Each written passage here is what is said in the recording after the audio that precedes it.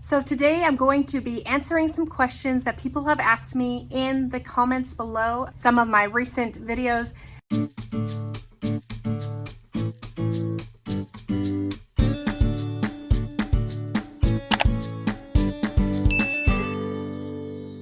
Hi friends, welcome to Calm in the Chaos Homeschool. My name is Davine and today I'm doing part 2 of a Q&A video. So I hope my lighting's okay. I'm visiting my in-laws, I'm outside and it's quite hot, so I didn't want to sit in the sun. So I hope the lighting's okay and I hope you can hear me okay because there are cars driving by and there's airplanes going overhead. So I hope you're able to hear me in this video as well. So I thought I'd do a few more questions in this video. I'm not going to say who asked me just because I feel like it's sort of a conversation between the two of us when it's left in those comments below and not specifically for a Q&A video. So I won't be saying who asked these questions, but I thought some of these questions are really good questions that other people might wonder about too. So I thought I'd include it in this Q&A. So let's get started. The next question is, I don't have a high school or college diploma. How do I go about this? All right, so if you are wanting to homeschool and you're not sure if you can do it, if you don't have your high school or college diploma, I am not sure what it is like in different states. Definitely you need to look at your state laws. So you could Google homeschooling laws in whatever state you're in, or you can go look at hslda.com or .org. I'm not sure. I'll link it in the description box below. You want to check and see what the laws are in your state. But I feel like it is usually possible in any state, even if you don't have a high school or college degree. In our state, if you don't have a high school diploma and some college credits, there are still ways that you can homeschool your child. So one of the ways is just taking a course. It's a short course. It's not a long course. You can take it at a community college and it will qualify you to teach your children. So I don't know if they have stuff like that in other states. I really do think that they don't make it too hard to homeschool your kids. So I hope you're in a state that you can do something quick and easy that will qualify you to teach your kids. But check out your laws and see what they say. All right, so the next question. Do you have a blog post or something where you list all of this information? So this was on my 3rd and 4th grade curriculum, I think end of the year review video. And I just wanted to let everyone know that in the description box below, I often have timestamps. I'm not sure if I'll have it for this video, but in general, I will have timestamps so you can skip around to see the information you're interested in seeing. I also add all the resources and all the links for any of the resources that I mentioned in my videos or other videos that you might be interested in seeing. So do check out the description box below under my videos if you're wanting to know more information about something I say. I do try to complete that and fill it out really well. So, all right, next question. I would love to know, how do you schedule reading the books before you give it to your kids so that you know what they're reading? Do you have a system? I would love to do that, but it feels so overwhelming. Thank you. All right, so really what I do is at the beginning of the year, I make my list of all the books I want my kids to read, and I just make a spreadsheet, and I will link that spreadsheet below so you can use it.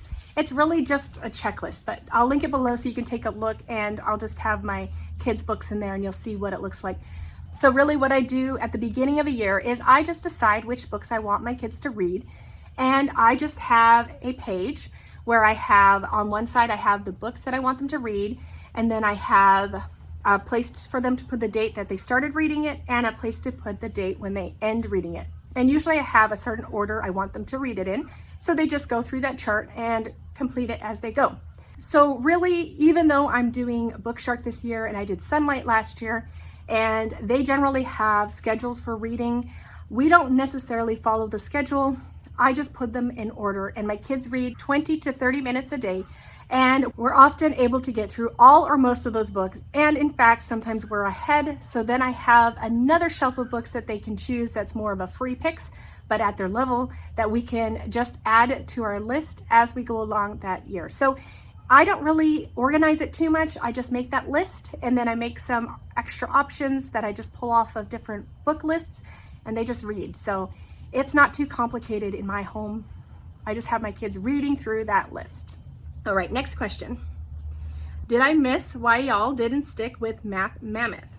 All right, so we have used Math Mammoth since the first year but I've only used it supplementally. So we did stop using Math Mammoth at some point during this last year, only because I feel like my kids were getting enough math with the main math curriculums that we were using.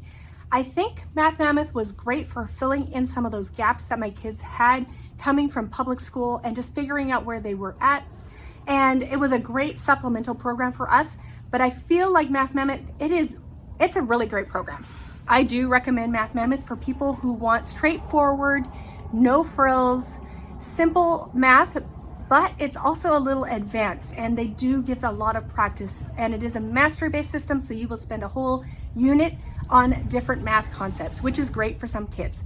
My kids really need more of a spiral approach, but it was great for filling in some of those gaps that they had when they came home from public school. So I have all the levels of Math Mammoth, and I will continue to use them as needed. But like I said, in the middle of last year, my kids were doing a lot of math, and I felt like those gaps were pretty much filled, and I was very happy with the main math curriculums that my kids were using, so we dropped Math Mammoth for that time. However, if we have some time in between, or we finish a math curriculum and we don't want to start a new one, I will definitely be pulling out some Math Mammoth for my kids to work on, just so they don't forget any math during any times that we don't have a math curriculum to be working on. And if I feel like my kids need a little extra practice on one thing or another, I will use Math Mammoth to fill in those gaps. All right, so there's another question here, and that is there a reason you are moving from Sonlight to Bookshark? So I did answer this question, I think I answered this question in probably one of my videos, but really the main reason is we are part of a parent partnership program, which is kind of like charter school in some other areas. So it is through the public school system. So Sonlight and Bookshark are very similar style. So we did use Sonlight our first year of homeschooling because I purchased all that curriculum myself, and I do prefer Sonlight over Bookshark if I'm purchasing it myself. However, with the parent partnership program, they will not purchase Sonlight for me because there's Bible and religious stuff in there, so they will purchase Bookshark. So what I do is I use Bookshark, but I always check out Sonlight if there's any extra readers, or if there's some Bible lessons or things that we want, I can purchase those myself, or we generally use a different Bible program anyways. So that is why we moved from Sonlight to Bookshark, is just so that I can get free curriculum. It really helps with 4 kids and homeschooling, and yeah, so that's really why we moved. And if I had to purchase myself, I would be purchasing Sonlight. All right, so those are the questions that I have from my most recent videos, comments. So thank you for asking questions. I love having conversations with people, and I love it when they have questions that I can answer. I hope that this answered some questions that you might have. Thank you so much for coming today. And if you like videos like this, please do give me a like and subscribe and hit the bell notification if you don't want to miss any future videos.